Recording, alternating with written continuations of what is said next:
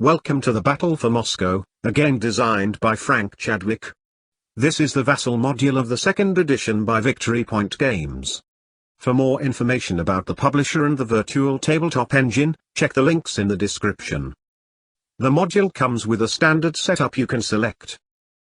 And you can choose to join as the German, or the Soviets, or play solo controlling both sides. When starting a new game, you will want to adjust the play area to your screen size.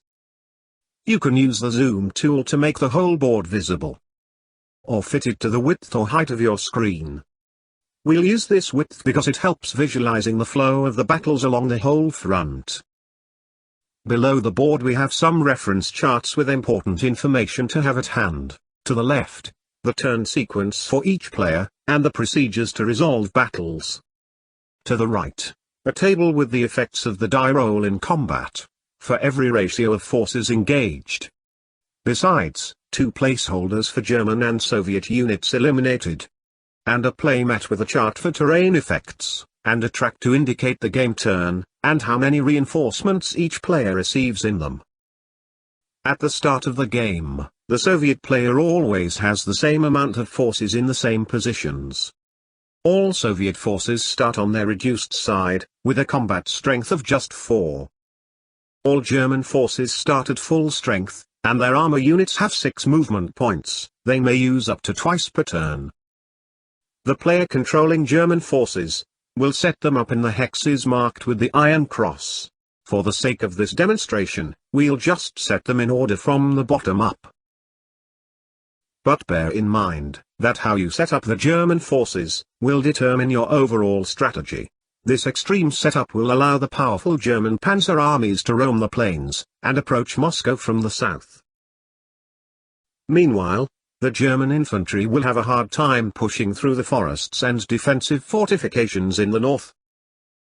Once all the Soviet and German forces are set up, the German player will be the first in turn. The German objective is to control the city of Moscow at the end of the game. The Soviet player needs to control Moscow, and any one other city at the end of the game to win. October 2nd, 1941. Operation Typhoon is launched. We are at the first turn. German player receives no reinforcements. We skip directly to the German armor movement phase, where all German armor units can move. As you can see, all German armor units have 6 movement points, depicted in white, indicating they can move in the German armor movement phase. The terrain effects chart indicates that each hex a unit enters requires 1 movement point, except for forest hexes, that require 2 points. We will move the 2 8 strength armor units a bit forward, using 2 points to move one south, and 2 + 2 points to move the other north. Then the German combat phase starts. Now all German units adjacent to enemy units can attack. A German 12 strength unit will attack a 4 strength Soviet unit. The 3-to-1 odds are reduced to 2-to-1 because the defender is in a forest hex. The die roll is a 3, meaning an exchange. The defender loses a step and inflicts the same strength reduction to the attacker. Then it retreats 2 hexes. Since the Soviet units start already reduced, the attacked unit is destroyed. And since the attacked hex is left vacant, an attacking unit can advance into it. Next, we will attack with a 10 strength against a 4 strength Soviet unit. The 2-to-1 odds are not reduced if the defender is in open terrain. The die roll is a 1, meaning the defending unit must retreat along 2 hexes outside enemy zones of control. Then the attacker may occupy the vacant hex. The German 12 strength unit will attack the Soviet 4 strength infantry, now with its line of retreat interdicted by the zone of control of the German breach. The 3-to-1 odds are reduced to 2-to-1 because of the forest, and the roll is a 6, meaning the attack has no effect. Germans will try another attack further north, at the city of Bryansk, with 3-to-1 odds. The roll is a 5, meaning an exchange.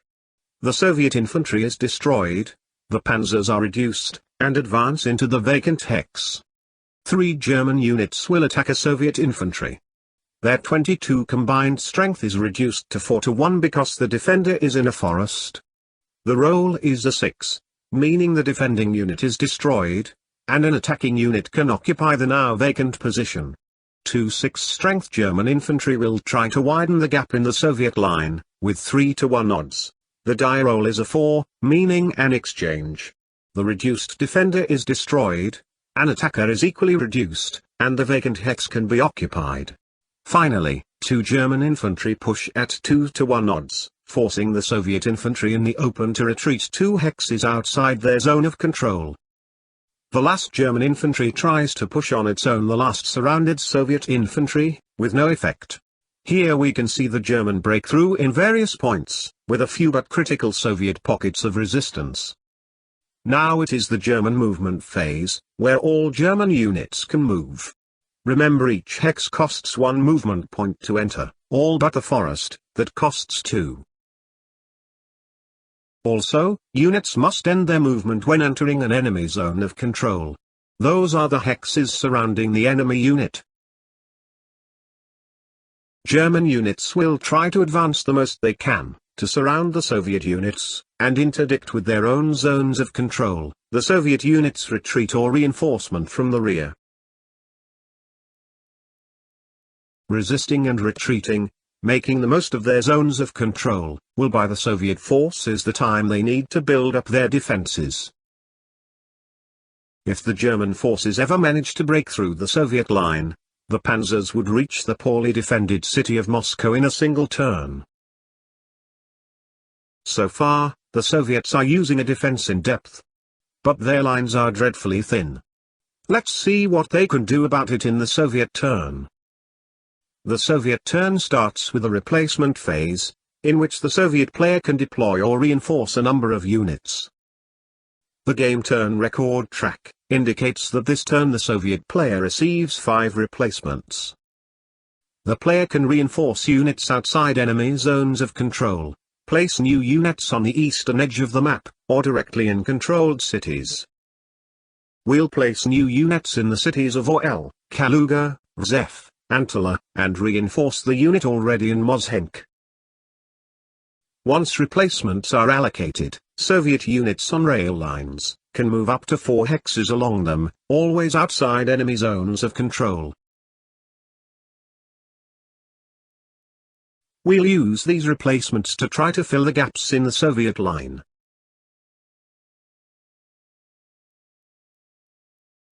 Now the Soviet combat phase starts.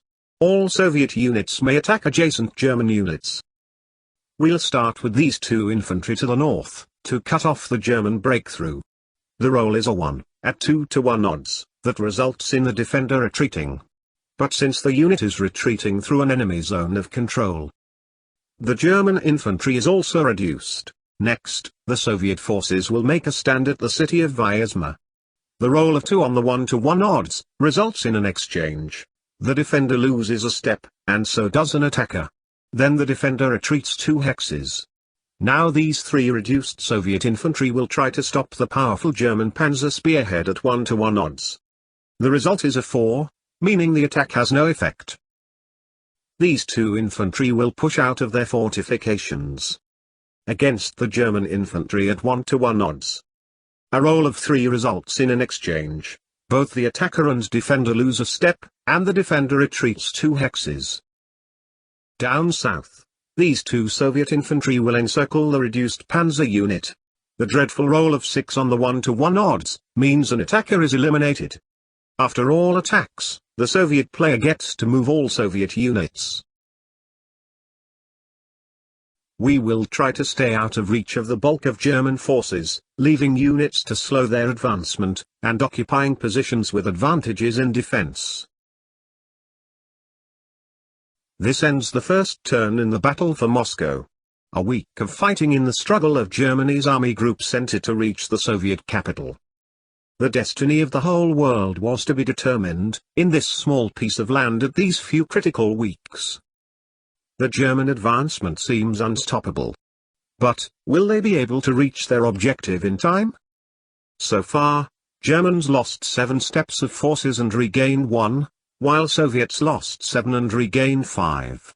How long until the German numerical advantage fades away? Soviets have a lot of ground to give to their advantage, and Moscow is still about 8 hexes away of the German forces. Moreover, in turns 3 and 4, the mud will hinder German advancement, reducing all units' speed to 1, and cutting Panzer's attack power by half.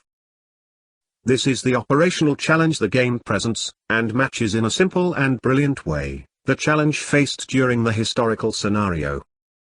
That's Battle for Moscow, from Victory Point Games. If you like what you saw, feel free to like, comment, share and subscribe, and I'll see you next time.